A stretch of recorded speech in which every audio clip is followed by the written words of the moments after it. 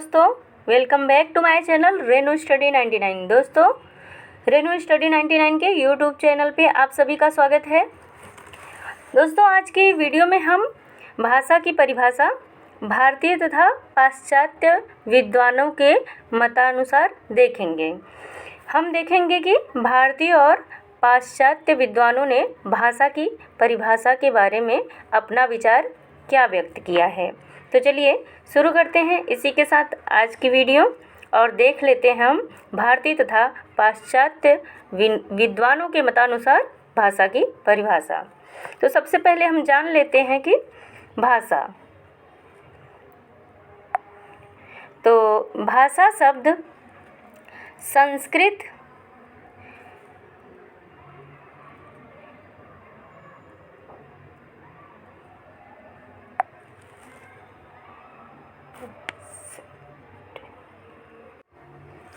हम देख रहे हैं भाषा का अर्थ पहले हम देख लेते हैं। सबसे पहले तो भाषा शब्द कहाँ से उत्पन्न हुआ है, पहले हम ये देख लेते हैं। तो भाषा शब्द संस्कृत भाषा से भाष धातु से निष्पन्न हुआ है, यानी कि भाषा शब्द की उत्पत्ति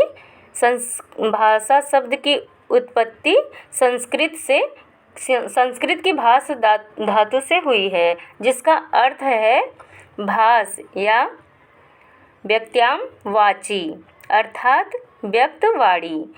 भाष्यते व्यक्तवाग रूपेण अभिव्यंजते इति भाषा, अर्थात भाषा उसे कहते हैं जो व्यक्तवाणी के रूप में अभिव्यक्त की जाती है।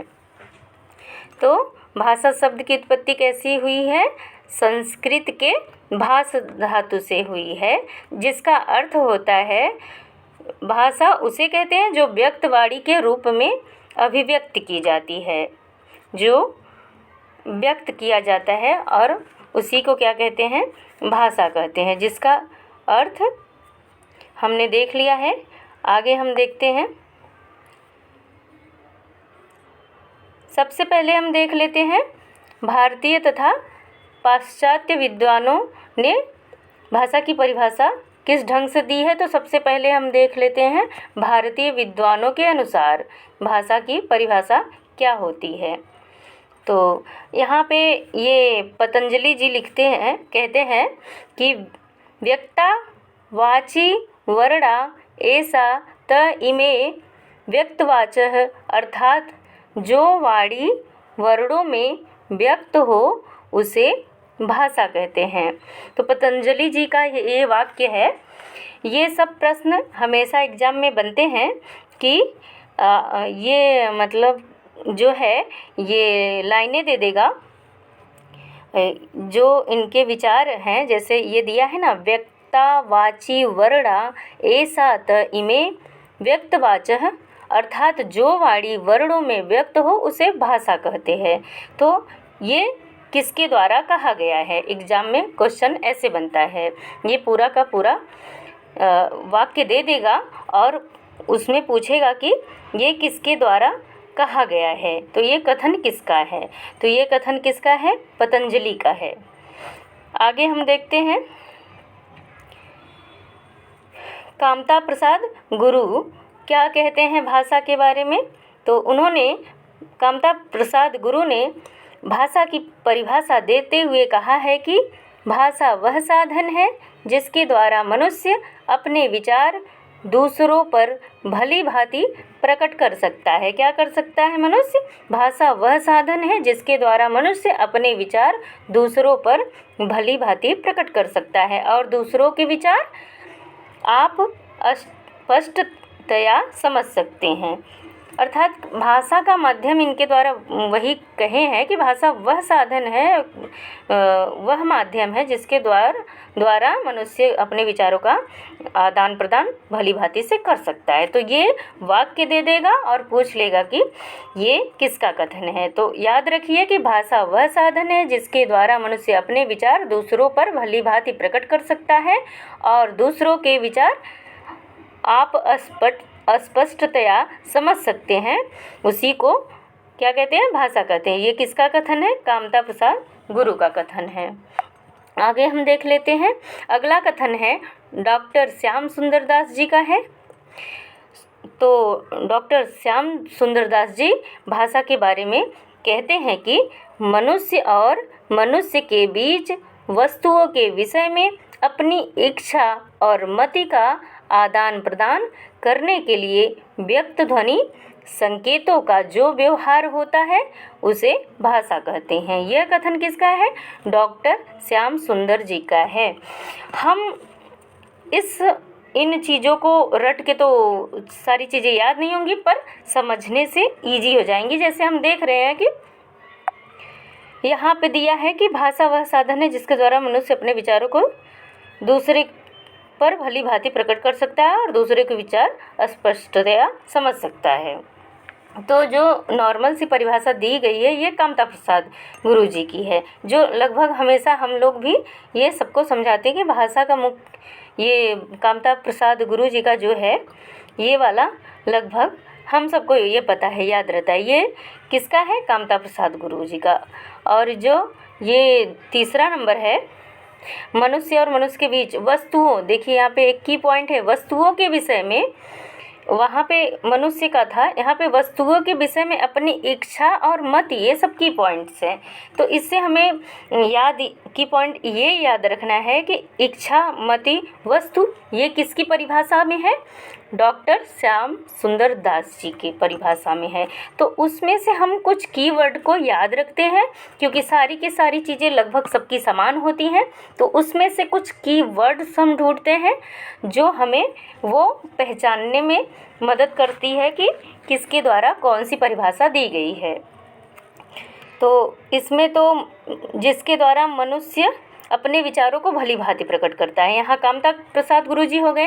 लेकिन इसमें क्या है कि मनुष्य और मनुष्यों के बीच वस्तुओं दिया है, वस्तुओं, इच्छा, मति का आदान प्रदान करता है। तो ये किसका हो गया, डॉक्टर श्याम सुंदर दास जी का। यानी कि हमारे पास की पॉइंट है ये समझने के लिए कि हम क्वेश्चन को कैसे इजीली बना सकते हैं और कैसे उसको अपने दिमाग में बिठा के याद रख सकते हैं।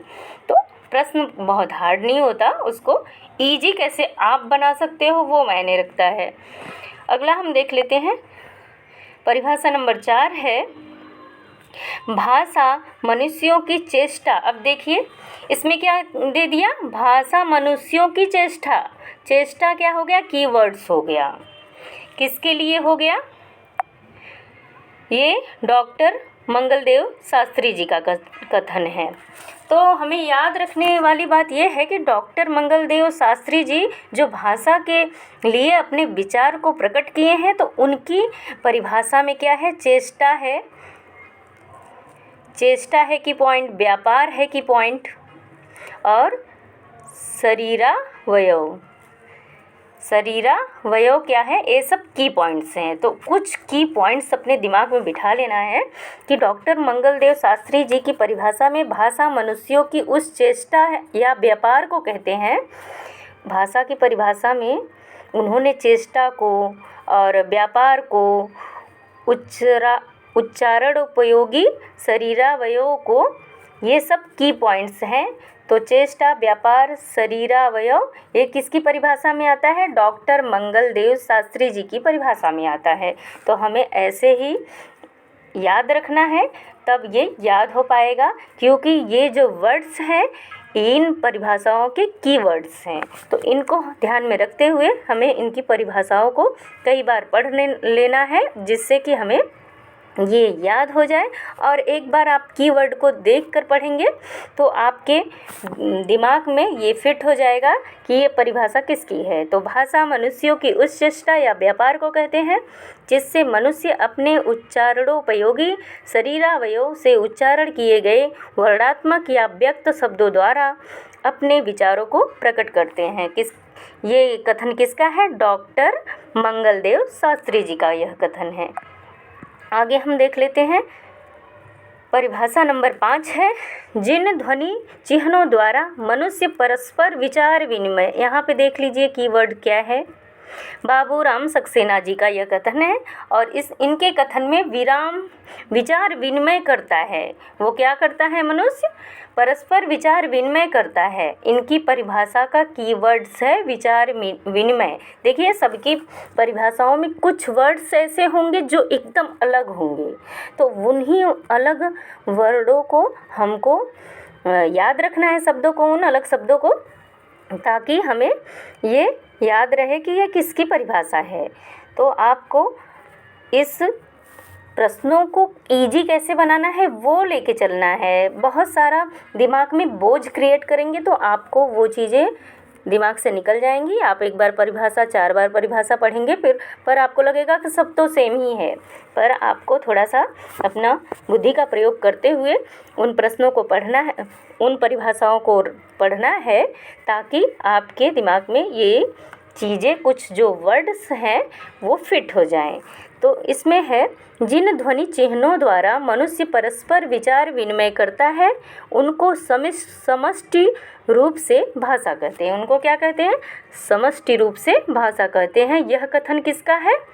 बाबूराम सक्सेना का। यानी कि भाषा की परिभाषा में अगर परस्पर विचार विनिमय हो रहा है तो वो किसकी है परिभाषा? बाबूराम सक्सेना की। ऐसे ही दोस्तों हमें कीवर्ड्स के साथ याद करना है ताकि ये याद रहे। आगे हम ये देख लेते हैं, 6वां है, यहाँ तो एकदम इजी दे दिया है कि अर्थवान सुकुमार सेन जी का है। अर्थवान कंठोदगीर्ण ध्वनि समिष्ट ही भाषा है। यहाँ अर्थवान को ही एकदम मुख्य पॉइंट बना लीजिए कि जहाँ अर्थवान दिखा तो वो किसकी परिभाषा होगी? सुकुमार सेन जी की। अर्थवान कंठोदगीर्ण ध्वनि समिष्ट ही भाषा है। यह किसकी परिभाषा है? सुकुमार सेन की। अर्थवान है तो सुकुमार सेन की परिभाषा है। अगला हम देख लेते हैं, नंबर 7 है, भाषा निश्चित प्रयत्न के फलस्वरूप मनुष्य के मुख से निःसृत वह सार्थक ध्वनि समष्टि है जिसका विश्लेषण और अध्ययन हो सके। यहाँ पे क्या है? भाषा निश्चित प्रयत्न के फलस्वरूप है। ये क्या है? की पॉइंट्स है। भाषा निश्चित प्रयत्न के फलस्वरूप मनुष्य के मुख से निःसृत वह सार्थक ध्वनि समष्टि है जिसका विश्लेषण और अध्ययन हो सके। तो निश्चित प्रयत्न के फलस्वरूप किसकी परिभाषा हो गई? डॉक्टर भोलानाथ तिवारी की, जिसमें आ गया भाषा निश्चित प्रयत्न के फलस्वरूप। सब में अलग अलग कुछ वर्ड हैं जो हमें इस ओर इशारा करते हैं कि हमें इसको याद कैसे कर लेना चाहिए। पढ़ाई को बहुत डिफ़िकल्ट नहीं बना के पढ़ना चाहिए, उसको इजी वे में समझना है ताकि वो समझ आ सके कि हम पढ़ क्या रहे हैं। नहीं तो आप सिर्फ लगेगा कि सब एक ही चीज़ तो सब लोग कह रहे हैं, बातें अलग अलग हैं, मतलब सबका एक ही है पर शब्द अलग अलग है। भाषा निश्चित प्रयत्न के फलस्वरूप मनुष्य के मुख से निःसृत वह सार्थक ध्वनि समष्टि है जिसका विश्लेषण और अध्ययन हो सके।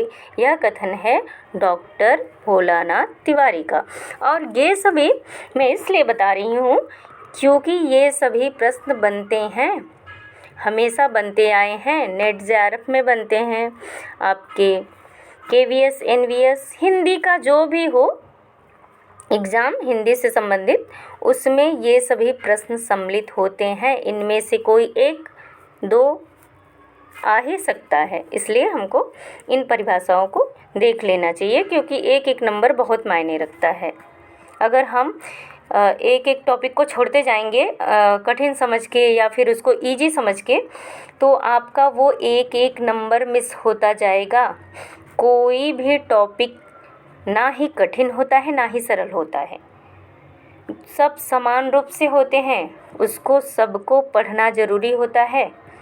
आपको कोई भी टॉपिक इजी तब लगेगा जब आप उसका अच्छे से अध्ययन कर चुके होंगे। नहीं तो कोई भी इजी से इजी टॉपिक अगर कोई व्यक्ति या स्टूडेंट नहीं पढ़ा हो तो उसके लिए वो टॉपिक कठिन ही होगा। इसलिए हर टॉपिक को महत्वपूर्ण समझ के हर टॉपिक को पढ़ना चाहिए। आगे हम देख लेते हैं, 8वां है भाषा यादृच्छिक रूढ़ उच्चारित संकेतों की वह प्रणाली है जिसके माध्यम से मनुष्य परस्पर विचार विनिमय सहयोग अथवा भावाभिव्यक्ति करते हैं। यह कथन किसका है? आचार्य देवेंद्र नाथ शर्मा जी का है। यह कथन किसका है? इसमें देखिए, भाषा यादृच्छिक रूढ़ उच्चारित, इतने याद रखना है, भाषा यादृच्छिक रूढ़ उच्चारित संकेत। यह कथन किसका हो जाएगा? आचार्य देवेंद्र नाथ शर्मा का। भाई इतना भी याद कोई नहीं करेगा तो उसका पढ़ के मतलब ही क्या है? इतना तो पढ़ना ही पड़ेगा। किसी एक की परिभाषा आप पढ़ रहे हैं तो उनकी सारी चीज़ों को नहीं, पर मुख्य पॉइंट को तो याद ही रखना पड़ेगा। तो इतना भाई पढ़ना ही पड़ेगा, इससे कम तो नहीं होगा। तो भाषा यादृच्छिक रूढ़ उच्चारित संकेत की वह प्रणाली है जिसके माध्यम से मनुष्य परस्पर विचार विनिमय सहयोग अथवा भावाभिव्यक्ति करते हैं। देखिए, आप लोगों को मेरा कहने का मतलब ये है कि आप किसी की परिभाषा को तो पूरा पढ़िए और समझ लीजिए। ये नहीं कि आप इतना ही पढ़ें, बस उतना ही रट लिए कि हाँ भाषा यादृच्छिक रूढ़ उच्चारित, ऐसा नहीं है। आप किसी की भी परिभाषा को पूरा पढ़िए और उसका अर्थ समझिए कि ये कहना क्या चाह रहे हैं अपनी बातों में। समझने के बाद फिर उसकी की पॉइंट्स को याद रखिए ताकि आपको वो चीज़ें समझी हुई हैं और आप जो है उसको समझ रहे हैं चीज़ों को, और आपने याद भी कर लिया है। ये ज़रूरी होता है। तो आचार्य देवेंद्र नाथ शर्मा जी में ज़रूरी है भाषा यादृच्छिक रूढ़ उच्चारित, ये याद रखना है। इसमें जिस परिभाषा में पूछा गया हो और भाषा यादृच्छिक रूढ़ उच्चारित संकेत आ रहा है तो समझ लीजिए कि आचार्य देवेंद्र नाथ शर्मा जी का वो कथन है। आगे हम देख लेते हैं। 9वां है ध्वन्यात्मक शब्दों द्वारा हृगंत भावों तथा विचारों का प्रकटीकरण।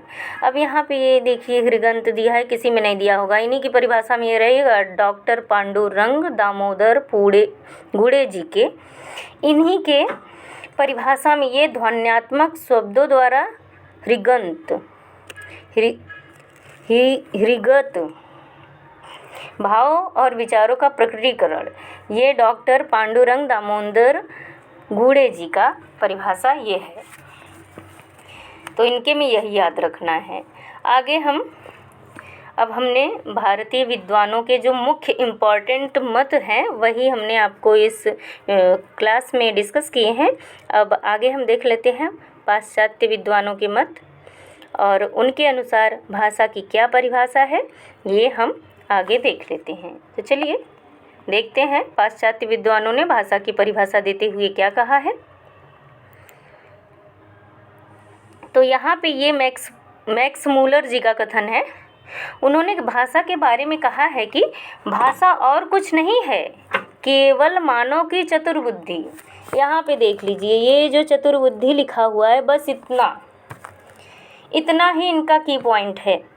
भाई चतुर्बुद्धि जहाँ हमें दिखता है तो समझ जाइए वो कथन किसका है? मैक्स मूलर का है, और किसी के में नहीं आएगा, और किसी की परिभाषा में ये शब्द नहीं आएगा।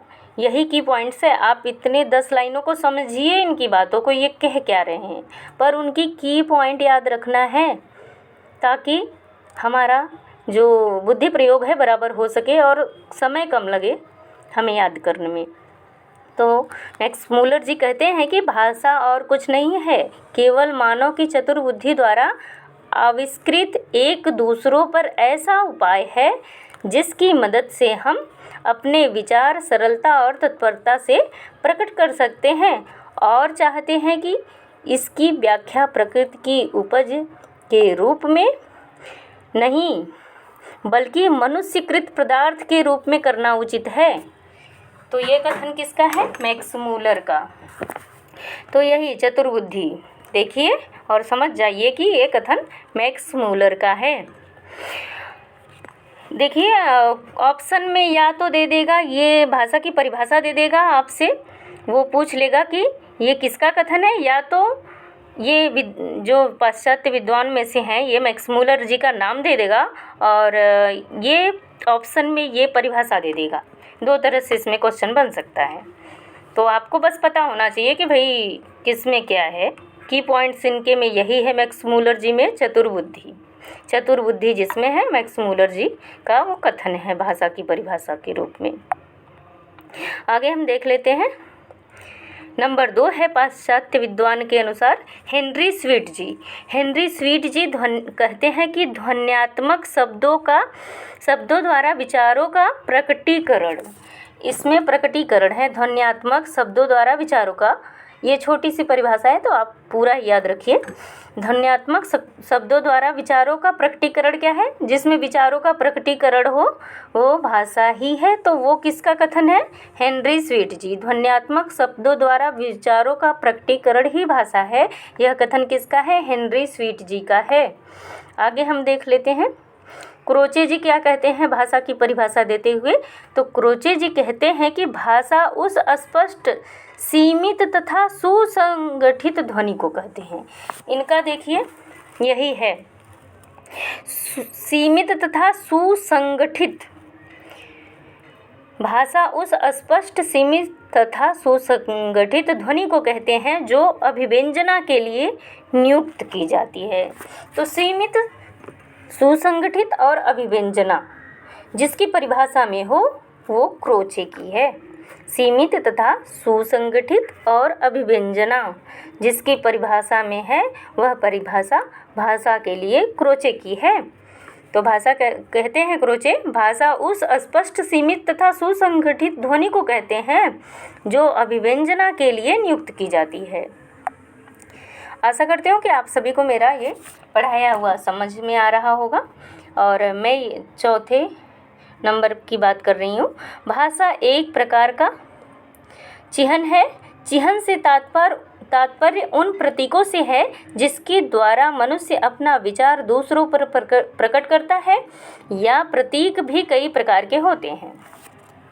तो देखिए ये वांद्रेय जी का कथन है और इनकी की पॉइंट्स ही बड़ी अच्छी है।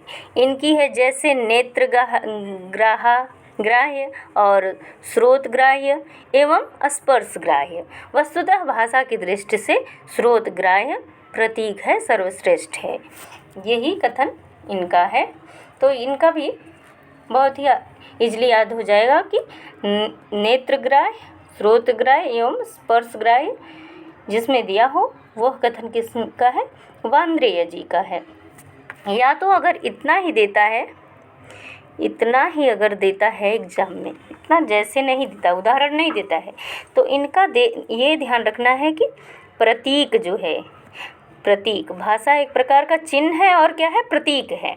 चिन्ह और प्रतीक दोनों जिसमें है वो किसकी परिभाषा होगी? वांद्रेय की। नेत्र ग्राह्य है, श्रोत ग्राह्य है, स्पर्श ग्राह्य है तो भी वांद्रेय का है। आगे हम देख लेते हैं। पांचवा है पाश्चात्य विद्वान के अनुसार। तो पांचवा है मनुष्य ध्वन्यात्मक शब्दों द्वारा अपना विचार प्रकट करता है। मानव मस्तिष्क वस्तुतः विचार प्रकट करने के लिए ऐसे शब्दों का निरंतर उपयोग करता है। इस प्रकार के कार्यकलाप को ही भाषा की संज्ञा दी जाती है। ये कौन है? ओत्तो एस्पर्सन ने ये कहा है। तो मानव मस्तिष्क क्या है? वस्तुतः विचार प्रकट करने के लिए ऐसे शब्दों का निरंतर उपयोग करता है। तो मानव मस्तिष्क जिसमें हो वो किसका है? ओत्तो एस्पर्सन का कथन है। आगे हम देख लेते हैं। 6 नंबर है पाश्चात्य विद्वानानुसार विचारों की अभिव्यक्ति के लिए जिन व्यक्त एवं अस्पष्ट ध्वनि संकेतों का व्यवहार किया जाता है उन्हें भाषा कहते हैं। तो यह गार्डिनर का कथन है और इनकी की पॉइंट्स है ध्वनि संकेतों का व्यवहार। ध्वनि संकेतों का व्यवहार जिसमें हो वह किसका कथन होगा? गार्डिनर का। विचारों की अभिव्यक्ति समझने के लिए हम पढ़ लेते हैं कि विचारों की अभिव्यक्ति के लिए जिन व्यक्त एवं अस्पष्ट ध्वनि संकेतों का व्यवहार किया जाता है। देखिए कहने का सबका एक ही तात्पर्य है, बात को घुमा फिरा के कह दी गई है। तो हमें ये याद रखना है कि कौन से वैज्ञानिक ने कौन से शब्द का प्रयोग किया है, जिसमें वो शब्द मुख्य हो। तो इनका है ध्वनि संकेतों का व्यवहार। ध्वनि संकेतों का व्यवहार जिसमें हो वह कथन किसका है? गार्डनर का है। अब हम 7 देख लेते हैं। ब्लॉक तथा ट्रेगर ने कहा है कि भाषा यादृच्छिक ध्वनि संकेतों की वह प्रणाली है। देखिए यहाँ यादृच्छिक कई में आया है तो वो मत ध्यान रखिए। इनके में क्या है? ध्वनि संकेतों की वह प्रणाली है, ये इनका मुख्य बिंदु है। तो भाषा यादृच्छिक ध्वनि संकेतों की वह प्रणाली जिसमें आ गया वह किसका है? ब्लॉक तथा ट्रेगर की है परिभाषा। भाषा के लिए जो इन्होंने कहा है कि भाषा यादृच्छिक ध्वनि संकेतों की वह प्रणाली है जिसके माध्यम से मानव परस्पर विचारों का आदान प्रदान करता है। यह कथन किसका है? ब्लॉक तथा ट्रेगर का। याद क्या रखना है? ध्वनि संकेतों की वह प्रणाली। आगे हम देख लेते हैं। 8 नंबर है, ये श्रुतिवा ने कहा है कि भाषा यादृच्छिक ध्वनि संकेतों की वह पद्धति है। अब देखिए उसमें प्रणाली था, अब इसमें देखिए ध्वनि संकेतों की वह पद्धति। तो जिसमें ध्वनि संकेतों की वह पद्धति आ गया तो समझ लीजिए कि वो किसकी परिभाषा होगी? श्रुतिवा की। श्रुतिवा ने वही ध्वनि संकेतों की पद्धति बता दी है भाषा को। भाषा यादृच्छिक ध्वनि संकेतों की वह पद्धति है जिसके द्वारा मानव समुदाय परस्पर सहयोग एवं विचार विनिमय करते हैं। यह किसका कथन है? श्रुतिवा का। श्रुतिवा का याद रखना है कि ध्वनि संकेतों की वह पद्धति जिसमें आ जाए किसका कथन होगा? वो श्रुतिवा की। अब हम देख लेते हैं भाषा की उत्पत्ति के प्रमुख सिद्धांत तथा उसके प्रवर्तक। देख लेते हैं हम कि भाषा उत्पत्ति के क्या सिद्धांत हैं और उसके प्रवर्तक कौन से हैं। तो सिद्धांत नंबर 1 है दिव्योत्पत्ति, डिवाइन थ्योरी। तो ये इसके प्रवर्तक कौन है? प्राचीन धर्म ग्रंथ। दिव्योत्पत्ति प्राचीन धर्म ग्रंथ से है। तो इसमें पूछता है, दे देगा कि प्रश्न में कि ये सिद्धांत, भाषा का यह सिद्धांत के इस सिद्धांत के प्रवर्तक कौन है? या तो प्रवर्तक दे देगा और पूछ लेगा कि ये भाषा का कौन सा सिद्धांत दिए हैं। तो इन्होंने क्या दिया है? प्राचीन धर्म ग्रंथ ने दिया है दिव्योत्पत्ति यानी डिवाइन थ्योरी। नंबर 2 है संकेत। संकेत का सिद्धांत किसने दिया है? रूसो ने दिया है। एग्रीमेंट थ्योरी, संकेत का सिद्धांत रूसो ने। याद रखना है बस, ये तो याद रखने वाली चीज़ है, इसमें कुछ की पॉइंट वाली बात नहीं है, सबके एक एक शब्द हैं। रूसो ने क्या कहा?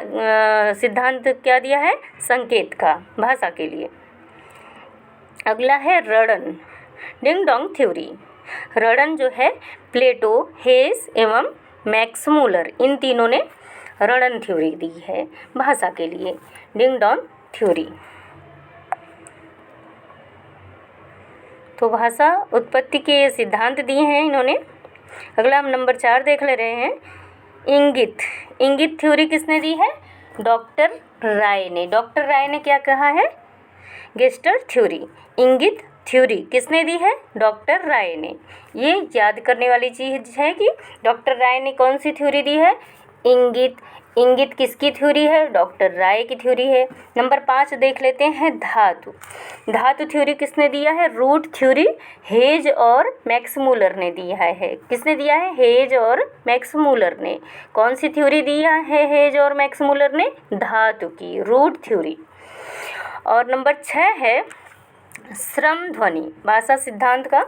उन्होंने क्या सिद्धांत दिया है भाषा का? ये नुआरे ने दिया है श्रम ध्वनि, यो ही हो थ्योरी। श्रम ध्वनि की थ्योरी किसने दी है? नुआरे ने। अगला हम देख रहे हैं नंबर 7 है संपर्क यानी कंटेक्ट थ्योरी। ये किसने दिया है? जी रेवेज ने। जी रेवेज ने कौन सी थ्योरी दी है? संपर्क थ्योरी। संपर्क थ्योरी किसने दी है? जी रेवेज ने। अगला है नंबर 8 है समन्वय। समन्वय की थ्योरी किसने दिया है? Henry sweet. हेनरी स्वीट ने कौन सी थ्योरी दी है? समन्वय की थ्योरी दी है। आगे हम देख लेते हैं। सन 1866 ईस्वी में पेरिस में भाषा विज्ञान की एक समिति ला सिसिएते द लेगिस्टिक ला सोसाइटी डी लेगिस्टिक ने